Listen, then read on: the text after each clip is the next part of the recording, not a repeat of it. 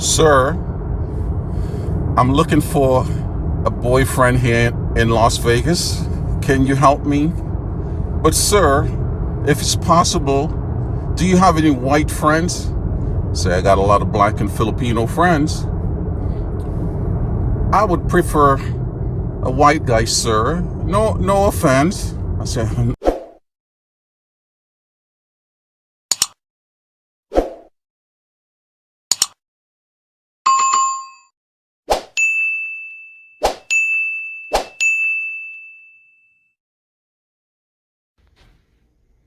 you know, this is amazing. To each his own, man. Everybody has their own like, their own dislike, and their own interests. But I feel I gotta kind of share this conversation I had with this young lady here. I just left the patient home just now, and Monday, me and this young lady, we had a conversation where she wanted me to help her to find her, a boyfriend, but she has one specific request along with that this person has to be a white person. She didn't want a Filipino guy, and she's a young Filipino lady. Let me just walk to the elevator while I'm talking to you guys. I just left the patient home just now, and she just walked me out here in the hallway where I'm at here, reminding me that she still wants me to help her to find a man. All of a sudden now, conversation just switched. That it's not just a white guy now. She needs to find her any other guy. And I'm going to share you guys the original story, as far as, what her request was. So, if I do help you, what kind of man are you looking for? She says, well, I need a kind, nice man. I said, well, there's a lot of them around in Las Vegas, I say, is there anything else that you, any other preference that you have? She hesitated for a little bit, and I was wondering why the long hesitation, because at first you're asking me for my help, but then you're giving me this big hesitation. And then she said, well, no offense. I would prefer if I can, meet a white guy. I said, no offense. I said, why would you think I would take offense to your preference? I said, I'm married to a Filipino, so we all have, our preference in life, the person that we want to be with. But I end up being with my wife because of the person that she is, not because of her race. So I said, are you looking for true love, or are you just looking for someone to help you along in life? I mean, sometimes you do have to ask these kind of questions. So that's the question that I asked her. She said, well, I'm looking for true love, but I can always learn to love the person as long as he's the right person, the person who can help me to get ahead in life. I said, young lady, I understand all of that, where you're coming from. I respect that. You want what you want. You believe in what you believe in, and I'm not gonna sway you away from that. But I say, you asking the wrong brother to try to help you to find that person, because I say every person that I know, who's out there, who's single, they're looking for someone who's gonna love them for them, not for what they can do for them. She says, well, I'm sorry. I really didn't mean that. I say, well, you said what you mean. Don't try to change your story on that now. So I said, well, what's the deal with, being with a white guy?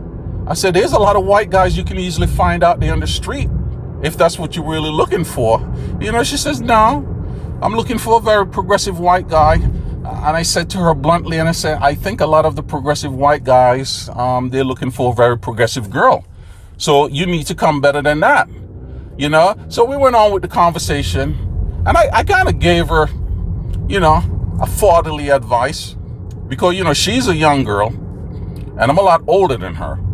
So, I try to give her some fatherly advice.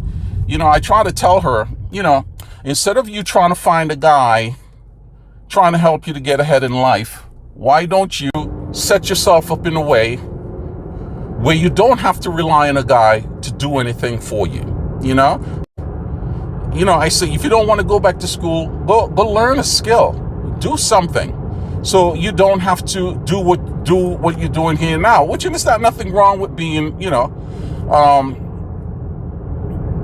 a home health aide. Listen, I've had many jobs in this country when I first came to America. So, I'm not really down in any profession, because what she was doing, I've done before when I was back in New York many, many years ago.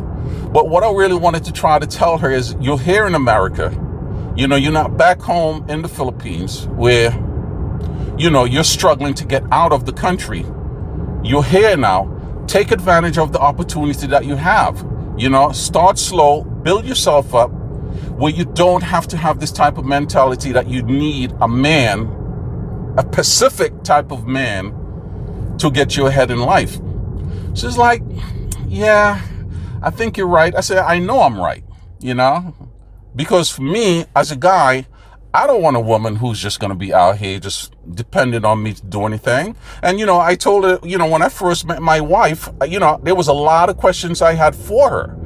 I wanted to make sure that she was someone who's very progressive, someone who want to be something in life, and not someone who just want to be with someone for what they think they can do for him.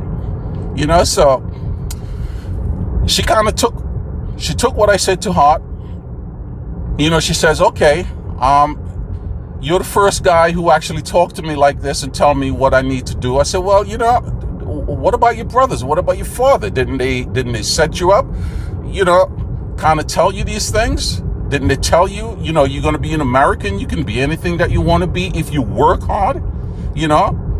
She says, no. In her family, what they taught her was, now that you're going to be in America, why don't you try to find you a white guy to make your life better? I really didn't even have a response for her, because like I say, a lot of times, I don't really like to get into racial stuff and things like that. I tend to leave that subject alone. That's how I keep my friends. That's how I kind of keep myself out of trouble, because, I'm very blunt.